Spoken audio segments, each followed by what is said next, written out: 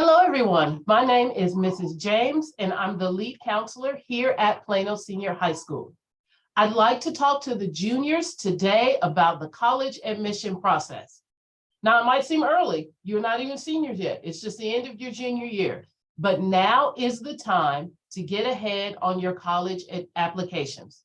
You've been working hard for years here in high school, and if you put in some preparation and organization this summer, you're going to have a jump start on this process so that when you return and the busyness of senior year starts, you'll be in a great place to submit those applications and get those priority decisions before everyone else.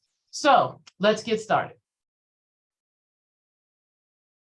What should you be doing this summer? And that's our goal for our talk today, is just to go over what are the tasks that a junior moving from junior year to senior year should complete during the summer to make sure that you're ready to hit submit on your applications come the fall of senior year. Because a lot of schools have deadlines and will want your applications complete during that first semester of senior year. So you need to use your summer between junior and senior year to get prepared. Here's what we recommend that you work on. You're going to start off by making your list. Now's the time to decide which schools do you want to apply to. And we'll talk about the things that you can do to help you make those decisions. Next, you're going to figure out what you need. Most schools require very similar things from you in the admission process, but some schools may be different, and each school has different deadlines. So the summer between junior and senior year is a great time to determine what to submit and by when. And then you can actually start your applications. We will talk about how to set up an Applied Texas and a Common App account, and you can even set up your account to start applying for financial aid. And the last thing that we recommend that you do this summer is to finalize those test scores. You took an ACT here at Plano Senior back in March. And so we'll talk about how you can perhaps take it again if you would like and submit your scores to those schools. Let's begin. Where should you apply? Now, up to this point, every time you've transitioned from one school to the next, it's just been whichever was the next school in your feeder pattern. But now the choice about where you go, it depends on what's important to you. And there are lots of factors in choosing the type of school that you want to attend to continue your education after high school. So I recommend thinking about what's important to you. Talk to your parents about what your family's priorities are, and look at things like the reputation of the school, the location. Do you want to stay here in Texas? Do you want to go far away? What does that mean to you? Things like affordability. What resources are available to help you pay for wherever it is that you might want to go? Maybe you're more interested in career training. You've got a particular job that you know you want. Perhaps you want to go to cosmetology school, or you want to be an auto mechanic. So your focus is on finding a school where you can get career training. Or if you know that you want that university college experience, you may be looking at a school that has your specific major. There are some majors that most schools offer, but then there are some that are very specialized, like architecture. There's only 5 or 6 schools in Texas that offer that. So choosing what school to apply to for you would depend on that major. Things like campus life. Are you someone who wants to go off and have the big college experience? Or is that not really a big deal to you and you're fine staying at home and keeping it close by? And then lastly, any other factors that are important to you and your family. A lot of times, students and parents will ask their counselor, what's a good school? And ultimately, a good school is the one that checks all of the boxes based on what's important to you. Now, we do have a program that we have made available to all of the students. It's called School Links. You can find it on your web desk. And I'm going to pop over there right now. When you log into your web desk, you should see a green link that says School Links. You click that, it's going to log you in, and it'll look kind of like this when you first log into School Links as a junior. And you'll see a menu of things off to the left that you can select. And if you select colleges and school search, this is going to allow you to start entering the information that's important to you and find those schools that could be a good fit for you, both near or far.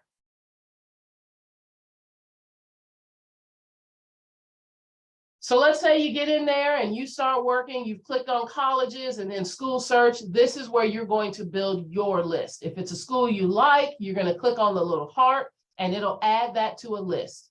You'll be able to, from there, learn a lot of things about the school. So perhaps you searched by location or by major or by cost, and you've narrowed it down and you've made your list. When you click on an individual school, it's going to give you even more details about that school. So I've chosen the University of Houston to be my example, but there are thousands of schools, four-year universities, two-year junior colleges, trade schools, career academies. There are tons of options in school links. You just have to search for what's important to you. Once you click on the school, it'll give you an overview, but then it will also allow you to get a lot of those details about the school that you may want to know. So you can find out things like, what is the cost? When do I have to turn in my application? What majors are available? Is it a big school or a small school? All of that you can get through school links.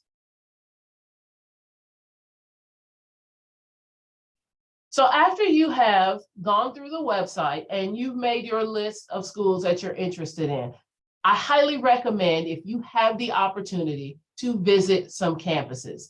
There are a couple ways that you can do that, both over the summer and even into the fall after you return back from summer break. A lot of schools will have what are called preview events. These are like big all-day campus open houses. They're usually on a Saturday or maybe on a Monday when there's no school, like on Columbus Day. A lot of schools will have a preview event. And this is where the college opens up the whole campus for potential freshmen to come and to explore the housing and to talk to people from different departments and organizations and all of that, so you can really get an idea if that's a place where you want to be. Also, in addition to those big events, which may only happen a few times a year, every college of every type will offer some type of campus tour. It can be a small group event, or it can even be a private tour. Go to the websites of the schools that you're interested in and just search for campus tours or for student visits, and you'll find out when they're available and what their policies are. If you have the opportunity to go visit some campuses, I highly recommend it. It's a great way for you to get a feel for what you like and what you don't about certain schools. This summer and then into the fall is a great time to take care of that. So number two, we figured out what schools we think we're going to apply to. What do you actually need to apply to college? Most schools have a basic set of criteria that they're going to want you to turn in to complete your admission profile. They'll start with an actual application, and then a fee is usually associated with that application. You'll probably be submitting some test scores. That would be the SAT or the ACT, or even something called the TSI, which we will talk about in a moment. They're going to want to see your grades in high school, your transcript, and any grades that you are currently working on as a senior. Part of your admission profile is going to be your application for financial aid or scholarships, and a lot of that is done through the FAFSA. You'll hear us talk about that quite a bit in your senior year. FAFSA stands for Free Application for Federal Student Aid, and it gives you and the schools an idea of what financial aid you can qualify for. And then lastly, each school may have its own extras, things that it needs you to submit as part of your admission profile. Once the school has everything that they are asking for, that is when they will make a decision about your admission status. So let's talk about each of these categories.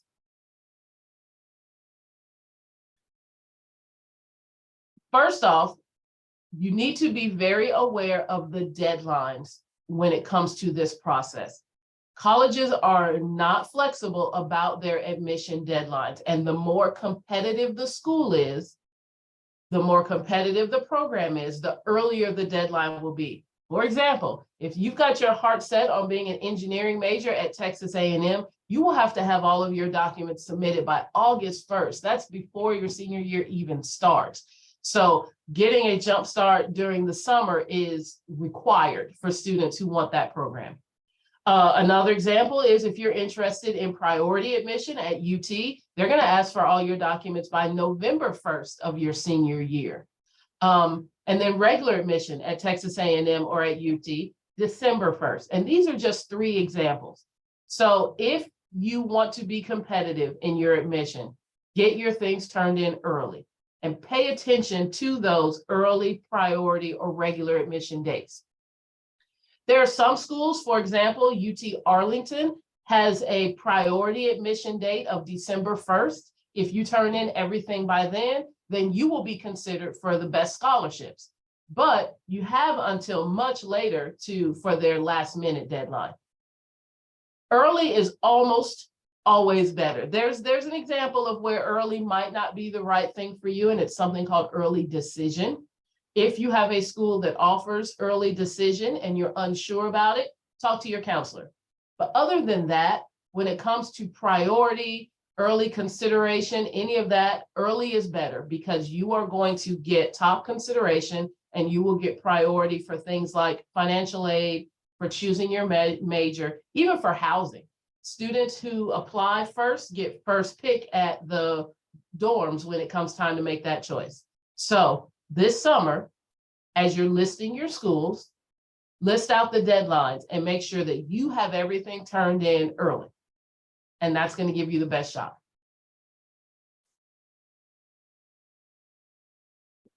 The next thing that the school is going to want is your transcript. And your transcript is a record of all of your high school grades and your grade point average or GPA. So any high school class that you have taken, if you went to Vines or Clark, those classes will be on your transcript. If you took a high school class in middle school, like Algebra 1 or Spanish 1, that's also going to be on your transcript. It's a summary of everything you've done in high school, good or bad, and the college will want to see that to determine if they think that you're ready to do work at their institution. You can see your transcript in School Links. When you log in, if you click on the menu on the left, School, and then Transcript Request, and then select the Download Unofficial Transcript, you'll be able to see your transcript. Now, right now, the transcript that's loaded has your high school grades up until the first semester of junior year. This summer, that's going to get updated with your second semester junior year grades. And at that point, you can begin submitting your transcripts to colleges. Your college will want to have your grades through the second semester of junior year in order to consider you. So once that transcript has been uploaded, then you can start submitting those grades. Some schools will want an official transcript. That's where it comes directly from us to the school. But there are others, like Texas A&M, for example, who will allow you to enter your grades yourself. It's called student reporting. And then if you're admitted, they'll go back and double check that what you entered was correct. As a junior over this summer, you will officially become a senior after summer school ends in July. And so at that point, that's when you'll be able to start sending those official transcripts.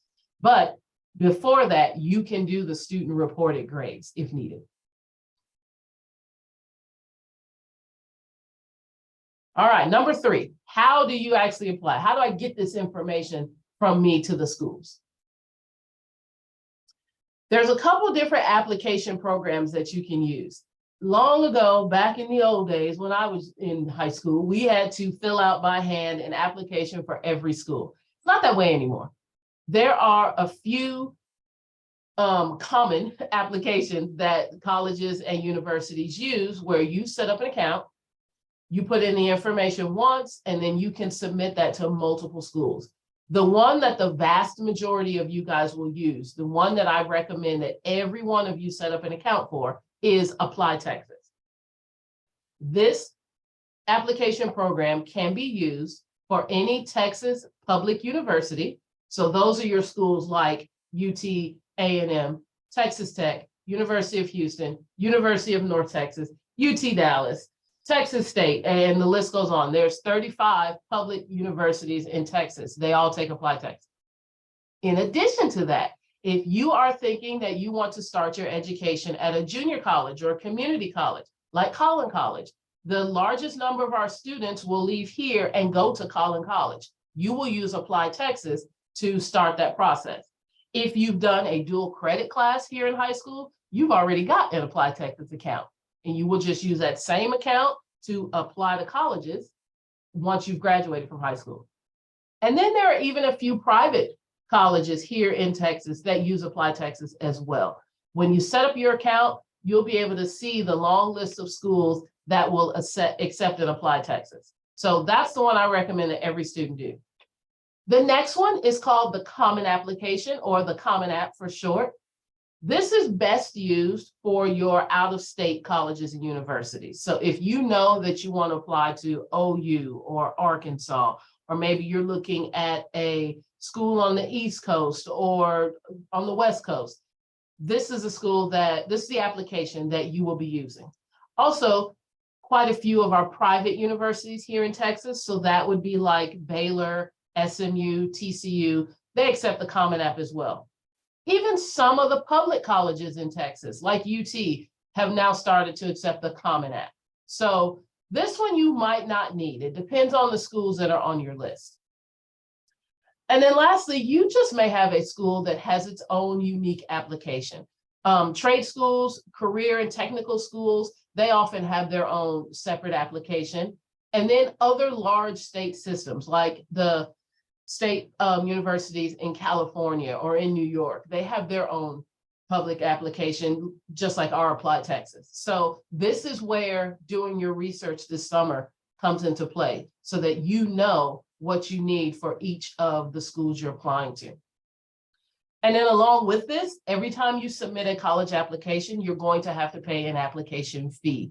This is the college's way of knowing that you are serious about wanting to apply to their school.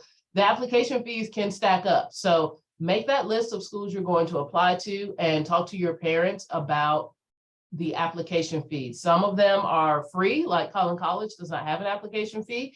There are others that can go as high as $100 each. So it's important to keep track of that. If you qualify for free or reduced lunch, stop by the counseling office and we may be able to help you cover some of those application fees. We talked about these, but I just want to go a little more in depth. Applied Texas, the address is appliedtexas.org. This is the one that I recommend that every one of you make this account over the summer, because the vast majority of you are going to end up applying to at least one school, even if it is Collin College or Dallas Community College, and they use the Applied Texas application. Many schools, one application, you set up your account, and then you fill out your basic information and you can submit that to any of the schools on the Applied Texas list. And then the Common App is the other big one that we talked about. Check your list before making this account, because only some of you will need this one. This one tends to be a little more involved with what it asks for. So you want to make sure that this is one you need before you dive into it. The address for this is thecommonapp.org, and there are over 1,000 schools that accept this one across the nation, and even some international schools will take the Common App.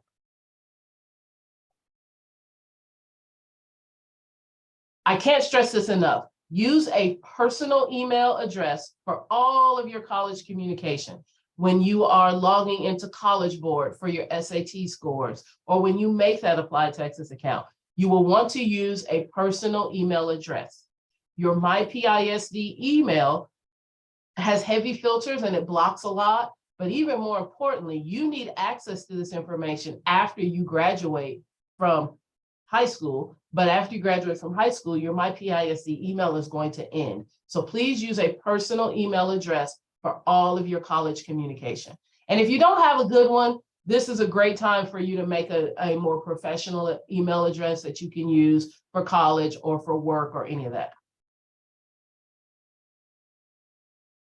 Okay, number 4, Do you need one of those college tests? You know, like you took that SAT with us back in March.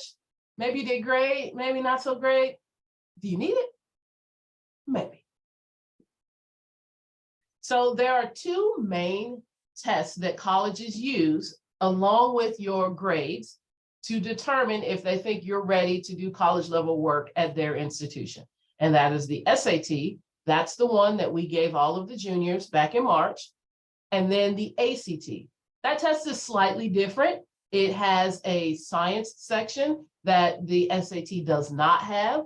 And I recommend students take one of each, and then you can see which one you do better on. Some students do better on the SAT, others do better on the ACT.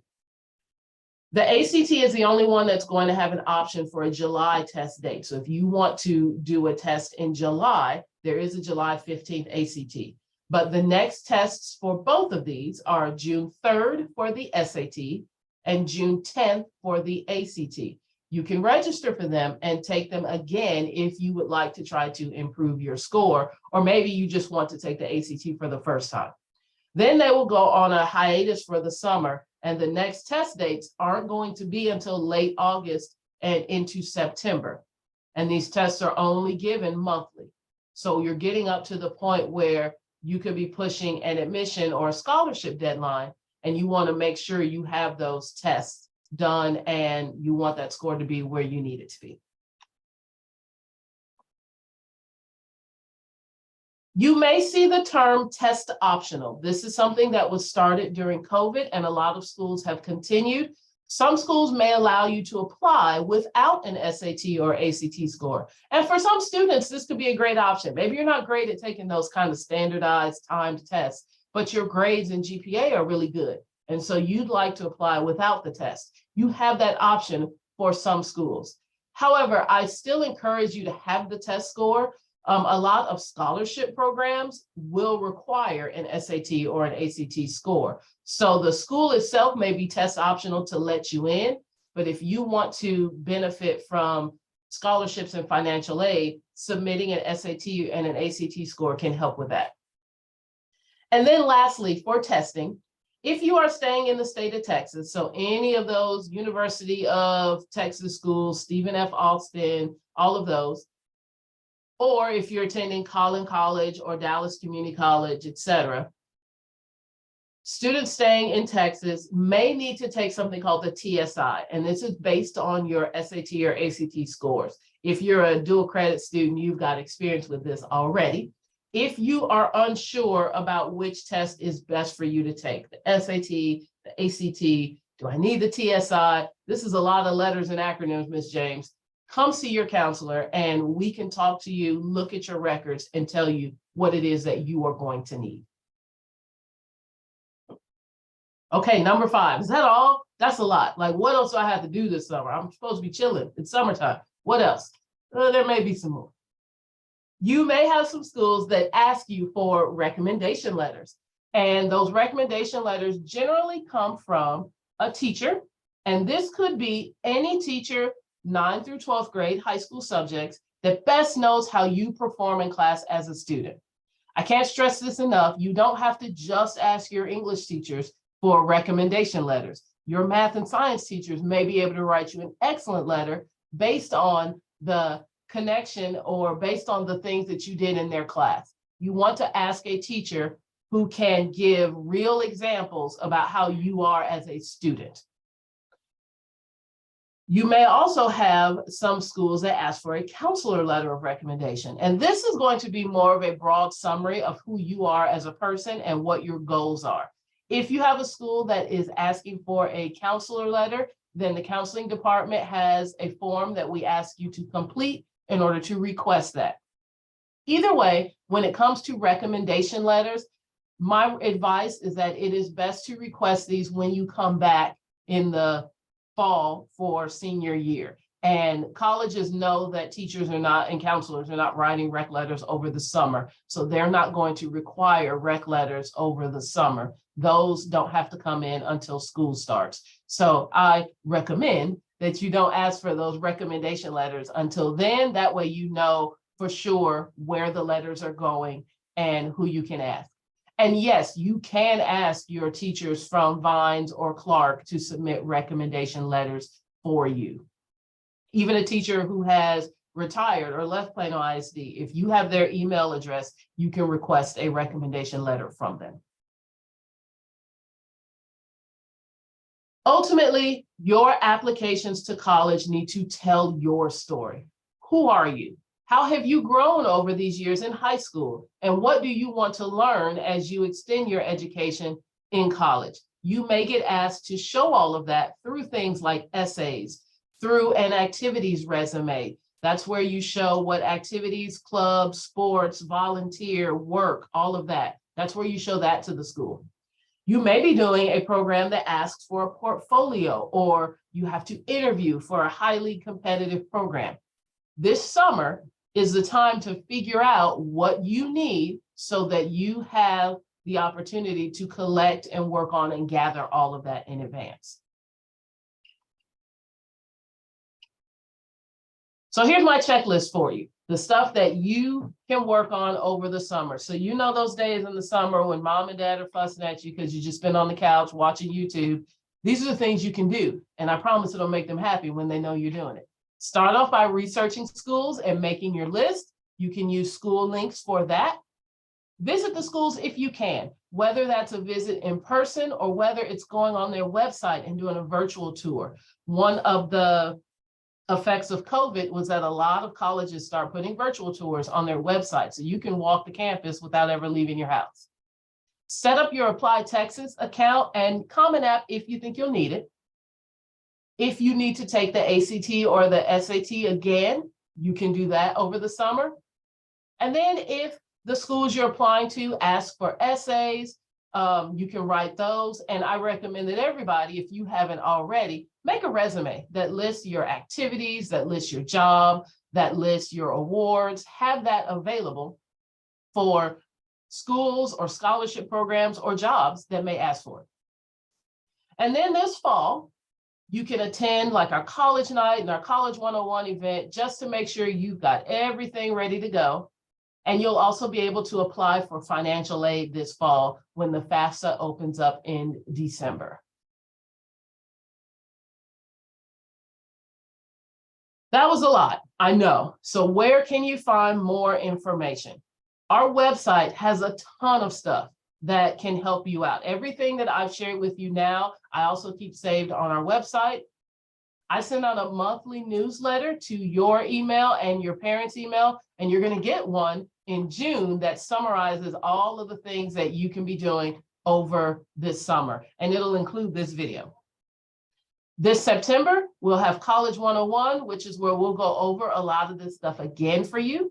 And then we'll have a college night where you can visit with reps from hundreds of colleges and universities, or you can just stop by the counseling office. This is what we are here for to help you with. We do more than just change your schedules. Our main priority as your counselors at the senior high level is to help you get ready for whatever is going to come after high school. And it can be a lot and it can be overwhelming. So please, even if your question is just, I don't know where to start, come talk to your counselor and we are happy to help you with this. And as I said, we've got a website that has a lot of this information for you that can help you out. You can Google Plano Senior High counselors. You can go to the Plano Senior High website, click counseling at the top.